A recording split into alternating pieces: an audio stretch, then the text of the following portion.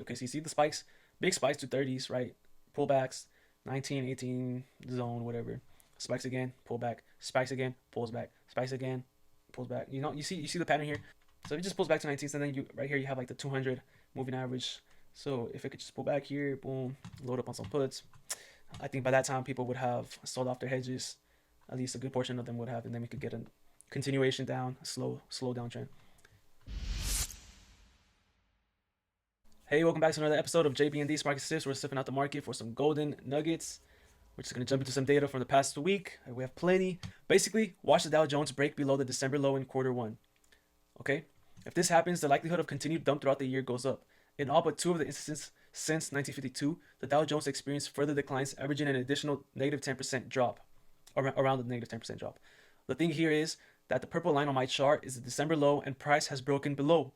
I'm not saying we continue the dump right away, but do watch for weakness for the rest of the year. I'm only waiting for put skews to reset and or the VIX to reset to enter short.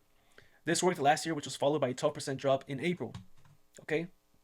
It doesn't mean that the Dow Jones will close red on the year. It just means it's a very strong signal that the Dow Jones will continue to dump at some point throughout the year. Okay? This is the purple line, which we broke under last week. This was the December low. Okay? December here.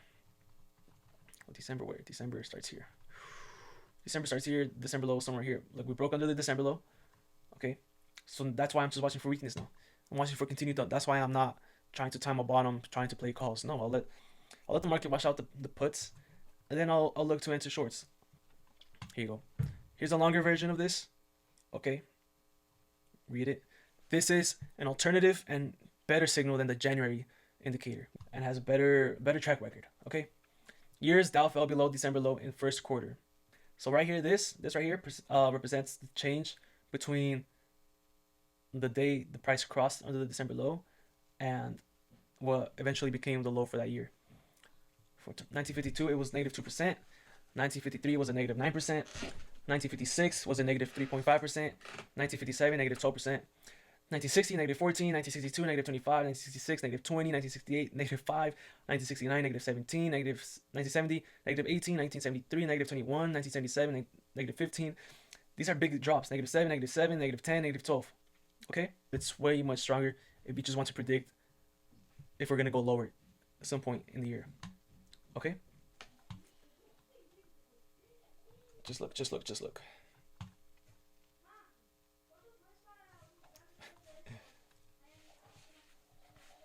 So every time the Dow Jones crossed below the December low in quarter one of the new year, every single time since 1952, it has gone lower. Okay, I'm not saying that the Dow Jones closed red on the year. I'm just saying intra-year we continue to go lower. This represents that. See, not a single year where that was just the bottom and it reversed up. No, eventually we went lower. See, lower. And the average drop is negative 10.9%.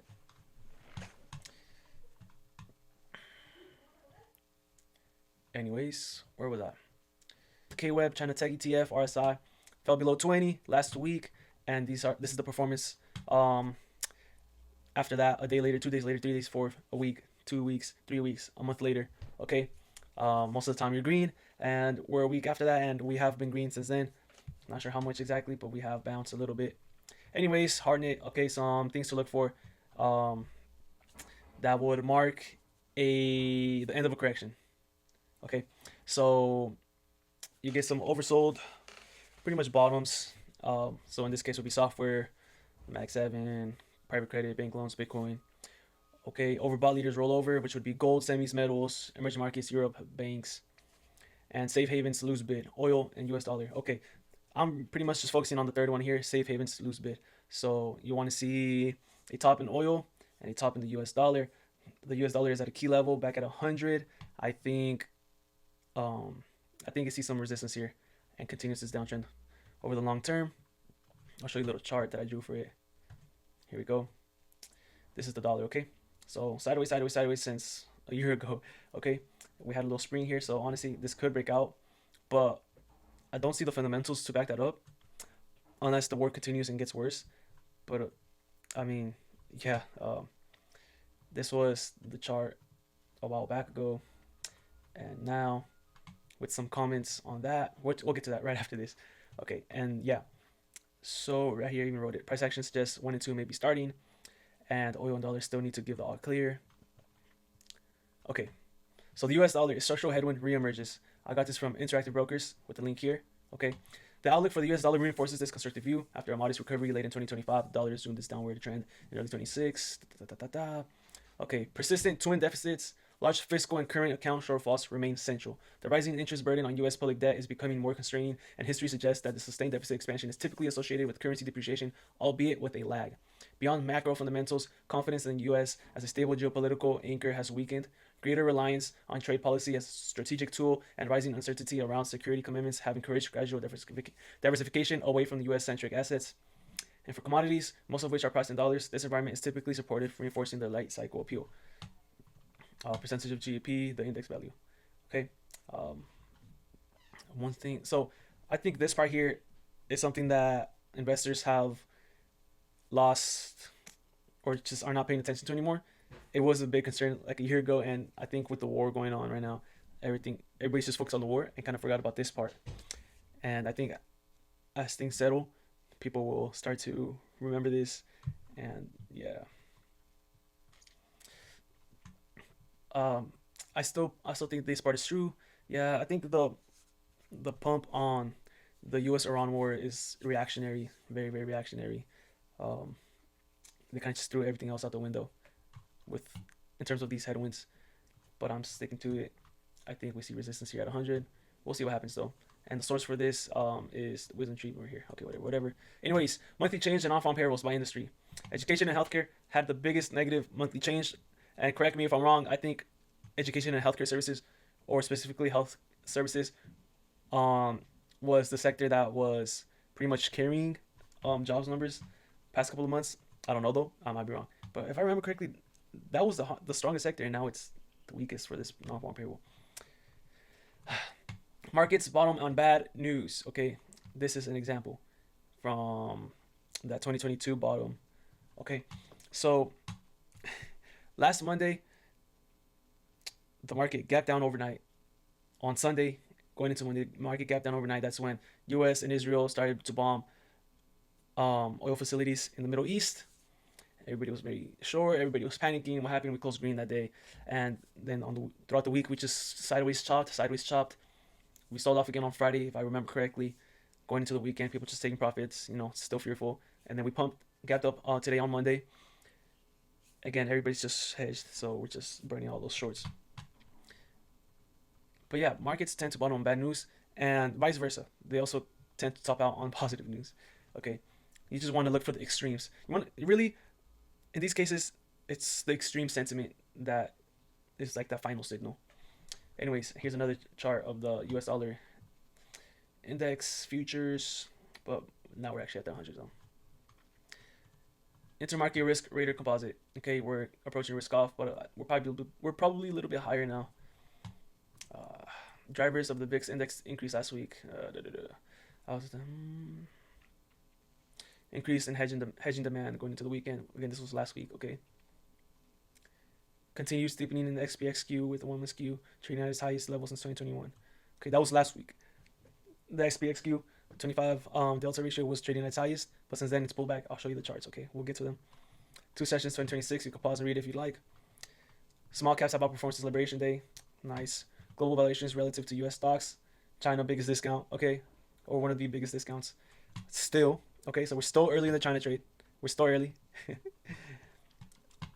Deutsche Bank's macro guru Henry Allen.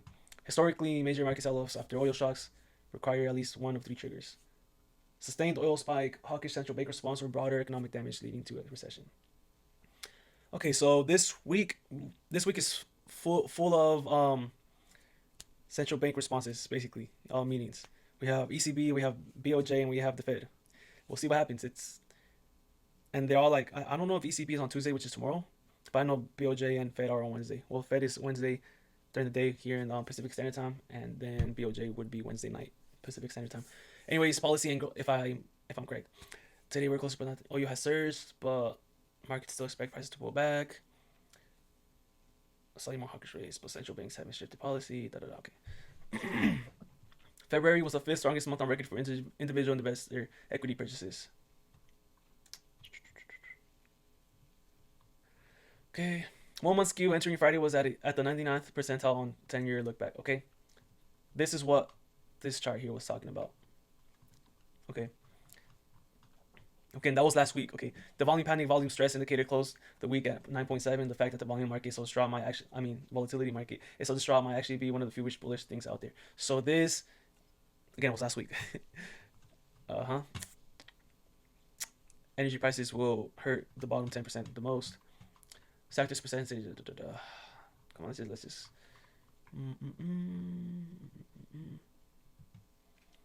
In the Russell 2000, profitable companies are now outperforming non-profitable companies, which is a drastic change from last year. Lawyers and scientists and other people who have lost their jobs have now entered the gig economy where they get paid to help training eyes to do their old job. Volatility market reaction to yesterday's trading suggests significant hedge unwinds, writes Goldman's Volatility Guru Garrett. Investors sold protectionist sides, leading to one of the largest underperformances of implied volatility in more than 2 years. This was on the 10th, which was 6 days ago, Tuesday, okay? Or 9th of March, Monday. So after that Monday, when everybody got caught short and we pumped up, they unwinded some of their hedges, okay? VIX options dealers are in the 0th percentile of gamma positioning. Deeply short gamma, most could get messy quickly. Okay, deeply short. The VIX, no, they're not. They weren't. Well, this last week. Look, just wait. Investors unwound big hedges, but pricing of downside skew remains very okay. So they unwinded a little bit early last week, Monday, Tuesday, but the skew was still elevated, right? Just keep paying attention. We're almost getting there. The SPY US large cap software. Okay, still expensive. 40.7x versus 21.2. This is software, okay? Excluding PLTR and CrowdStrike, these names average 12.4 PE ratios 25, okay. Adobe, Salesforce trading cheaper in the software basket, but as a whole, they're still trading expensive. Performance and consensus 2-year forward earnings for software. Okay, so performance has gone down, but 2-year forward earnings are still holding up. Chinese traders buy record amount of Hong Kong stocks. China, core CPI, which excludes volatile food and energy prices, rose 1.8%. Meanwhile, China's PPI index dropped 0.9 and staying in deflationary territory for more than 3 years. But they expected a bigger decline. Fed improvement aided by holiday spending boost, so unclear if this is okay. So yeah, the CPI was a good sign against their deflationary risks and worries. However, we're not sure if this will persist. If it was just driven by holiday spending, we have to wait another month and see. Margin debt at record high levels. Inflation corp. Okay. So last week was a rare week of net outflows for the total equity ETF space. Last week, so 2 weeks ago at this point. Performance of Mag 7 since October. Morgan Stanley has replaced Tencent with Alibaba as its top pick. Okay, you can pause that and read it if you like. Okay. Investors have added to hedges in index options. Morgan Stanley estimates a short put delta held by customers is at historical extremes. This was on the 12th, 4 days ago. So yeah, hedges were still high. The UAE published figures regarding whatever. Most hedges are in the shorter term category. Yeah, okay, so pay attention to this. Most hedges are in the shorter term category. So most people are hedging with less than 1 month expiry options. Okay. Potentially adding to the very near term US equity headwinds is that XPX option dealers are short 1 billion of gamma.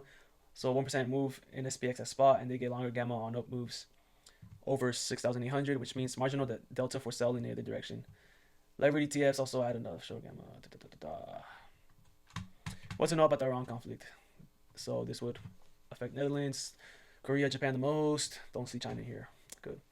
SPX, SDEX. Okay. So I showed you this chart maybe 4 minutes ago. We were around here. Now more. Again, this is still a few days ago.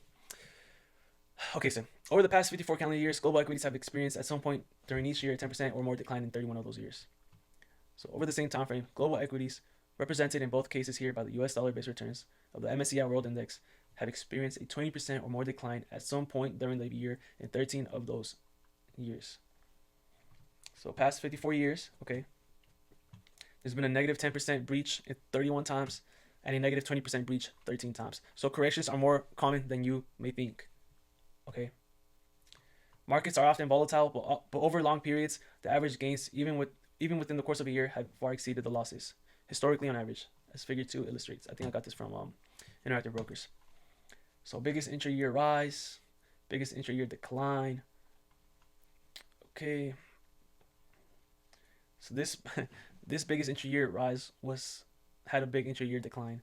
This big intra-year rise was preceded by the biggest intra-year decline.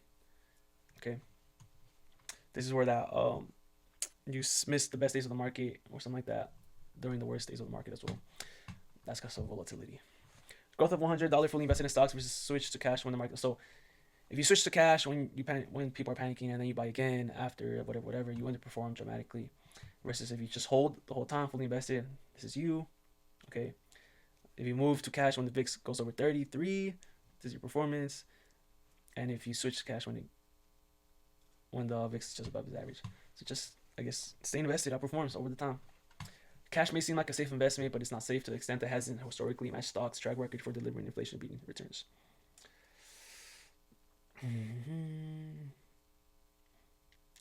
Look at periods over 12 months or more. Stocks leave cash in the dust. Here.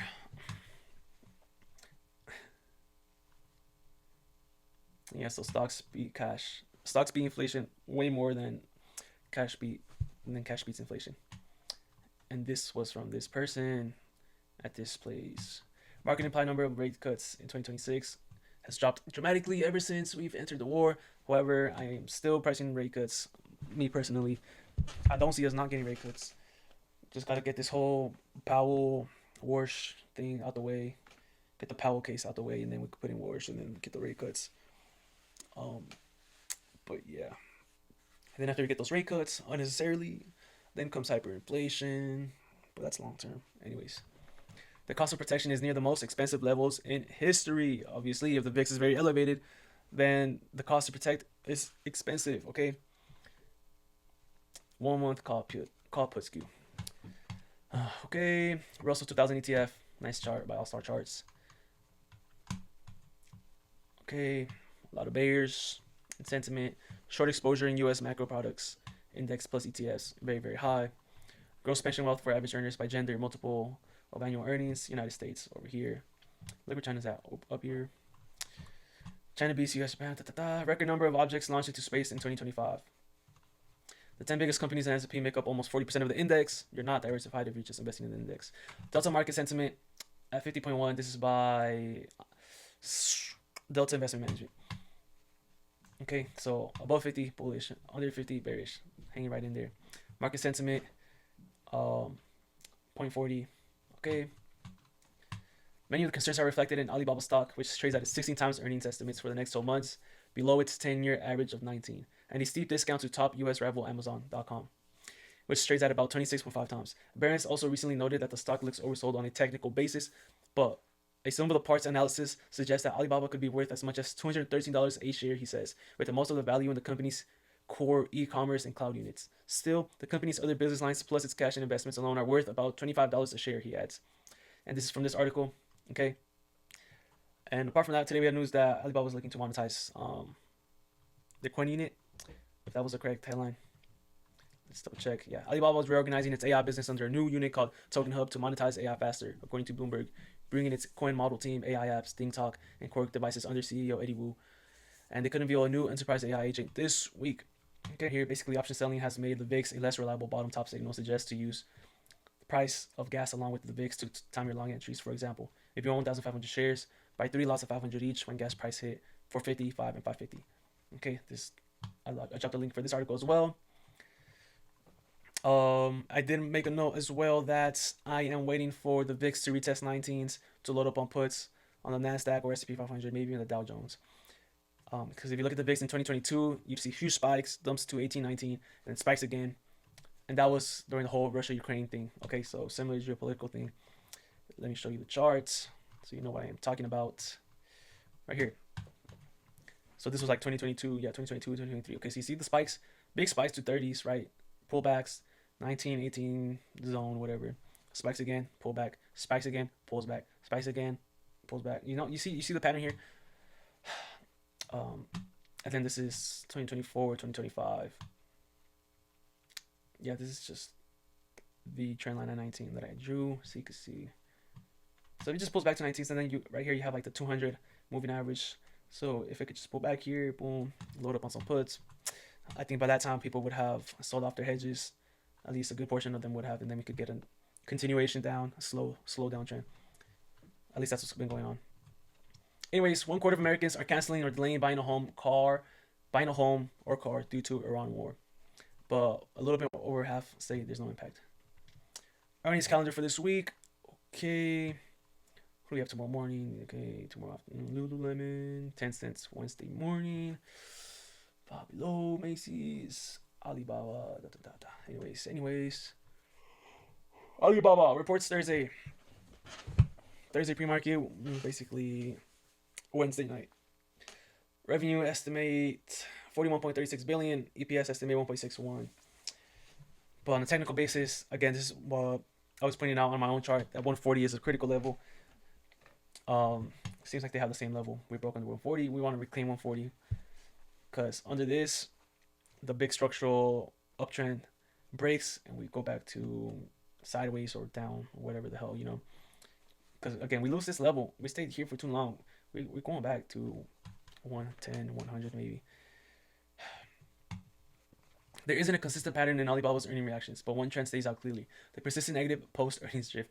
At the same time, EPS growth has deteriorated sharply over the past 2 quarters. In other words, both the technical picture and the fundamental momentum have been moving in the wrong direction heading into this report. Okay, so you want to see Alibaba's earning reactions? You want to see? Okay, May 2023. Pre-earnings goes up, post-earnings goes down. August 2023. Okay, positive reaction. November 2023. Pre-earnings down. Okay, 1 week after. 1 week before, 1 week after. 1 week before earnings, down. 1 week after, pretty much flat. 1 day reaction, 9%. 9.9% down. Okay. Well, obviously the 1 day reaction stands out a lot. Okay, for example, 2024, 2023, very bad. Anyways, February 2024. Okay, so in 2025, Alibaba ran up 1 week before earnings. Out of those 4 times, 3 of them resulted in a 1 week post earnings negative reaction. Only one of them had a positive earnings reaction. So far, we've gone up. Okay, we'll see what happens. But if history repeats, more than likely we get a negative post earnings drift.